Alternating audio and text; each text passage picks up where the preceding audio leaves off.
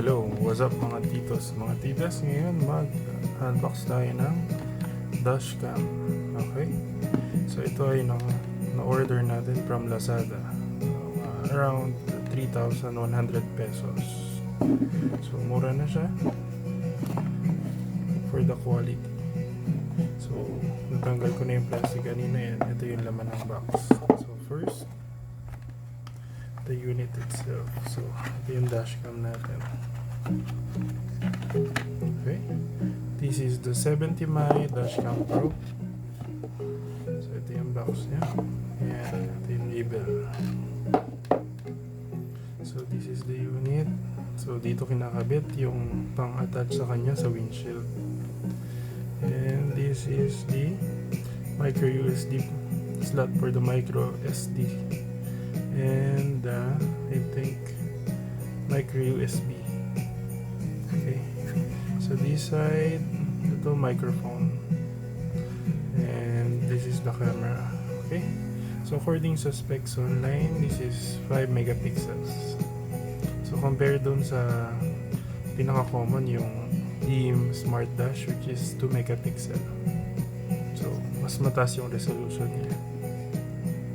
Okay, so mamaya check natin yung unit. So, ibang laman ng package. So, what's this? Ito yung pang-attach sa kanya. Okay, para may dikit siya. Ito yung sticker. So, dito siya nilalagay. So, madali lang naman siya ikabit. I-slide lang natin siya. Okay, then kakabit siya ng pag-ganyan. So, kapag yung binili natin is yung unit lang, yung kasama niyang pang-attach ay walang GPS capability. So, wala. Plastic lang siya pang dikit.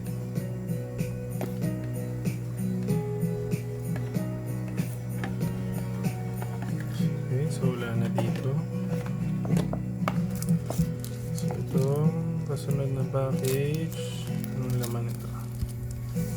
So, ito yung sticker. Dito ata ilalagay kakabit yung 70mm dashcam Pro.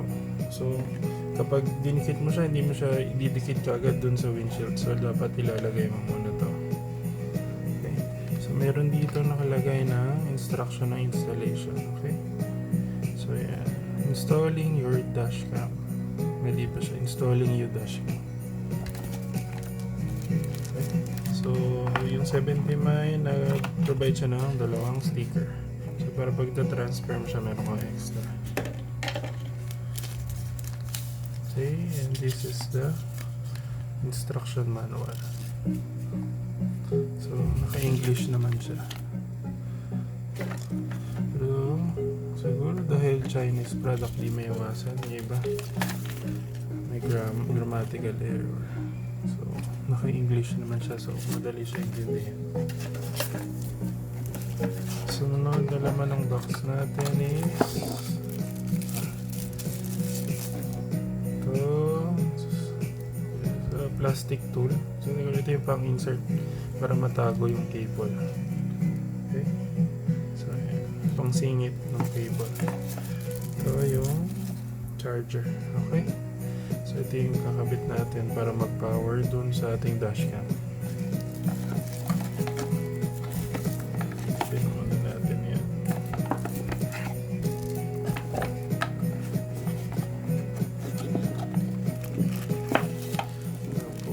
Ito yung kanyang cable. So mukhang mahaba naman siya. So naka right angle din yung cable para mas madali siya itago. Itong port niya naka right angle. So naka micro USB siya to USB. So mas okay din to kasi dalawa yung USB port niya. So yung dito yung orange, ito yung dedicated slot para dun sa dashcam. Tapos itong isa pwedeng gamitin for charging your devices katulad ng mobile phones. So, ayan. So ito yung dashcam unit. Check naman natin tong isang box. So dun sa package na nakuha sa Lazada, yung worth 3,100, meron na siyang kasamang GPS module. So yung ibang makikita yung sa Lazada, wala pa siyang kasama doon. So you have to verify kung may kasama siya. So ano bang gamit itong GPS module ng 70 mi? So kapag ang binili mo lang yung itong unit lang, so ang kasama niya lang itong plastic na pang-attach. So wala siyang ADAS function o yung parang driver assistance module, parang pang-assist. So hindi gagana yung ADAS niya kung wala nitong GPS module. So compare dito sa kasama niya sa package. So makita mo mas makapal siya. Okay. Dahil nga may laman siyang GPS module. Okay. So ito yung stickers natin. So dito siya nilalagay. Slide lang natin. Tama ba? Yung. Okay. So nakadikit siya pa ganyan. Tanggalin ko muna. So okay naman. Tight naman yung pagkakakabit niya. So hindi siya maalog kapag naka-attach na siya sa car. Okay. So try natin i-power on yung unit. So ito yung power button niya. So press and hold lang natin.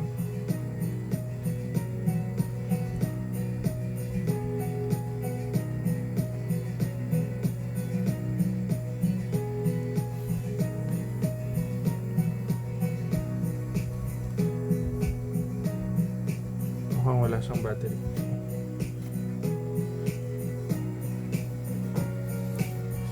So subukan natin. So power on.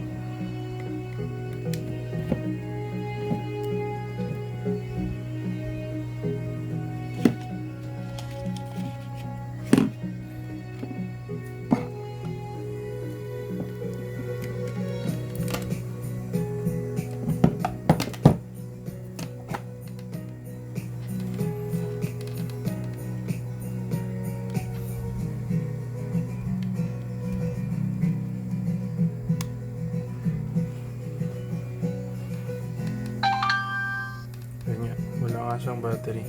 So kung nung kinabit ko na siya sa power bank, saka lang siya gumana. Okay. So yan. May nakalagay na 70 mi.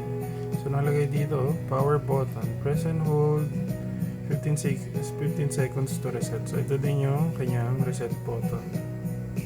Tapos ito mga functions button.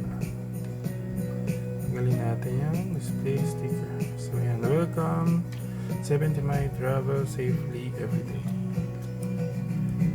So press lang natin ito. So hindi siya touchscreen.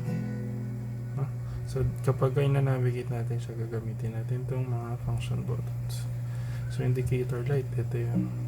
So recording, non-recording, error. So pag siya ay green, recording siya. Pag blue, non-recording. And pag naka-red siya or orange, error. Ibig sabihin na. Okay. So power button.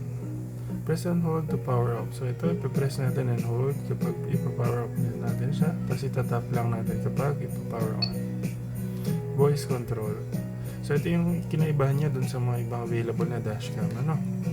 Katulad na nga dun sa mga pinaka-common yung Smart dashcam saka yung rear view mirror na dashcam ng wala siyang voice control function. So ito napaka-helpful kapag nagda-drive tayo kasi wala na tayong kailangan i-touch so hindi siya makaka-distract sa pagda-drive. So pwede tayo mag-take ng picture, turn on screen, record video, turn off screen. So yan yung mga voice control niya. Okay, set system time. So set natin.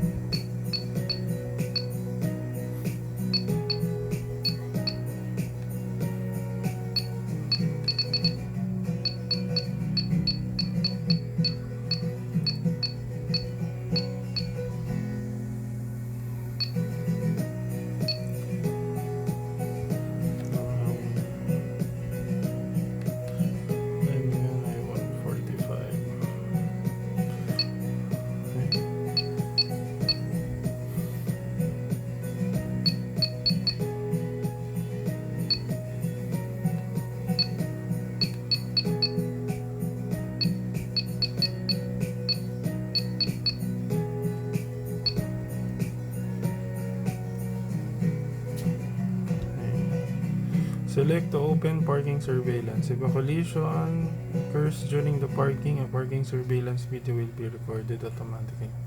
So, enable natin yan. So, meron siyang built-in battery na so alam ko mga 500 milliamps. So, 70 my dashcam pro. Scan the QR code to download. So, okay. So, kailangan natin siyang scan. So, ito na yung camera. Please insert SD card. So, yan. Okay. So, this is an unboxing video. And yung ng ating 70 my dashcam pro. So, yan siya. Kami set up natin siya sa phone. And maglalagay tayo ng SD card.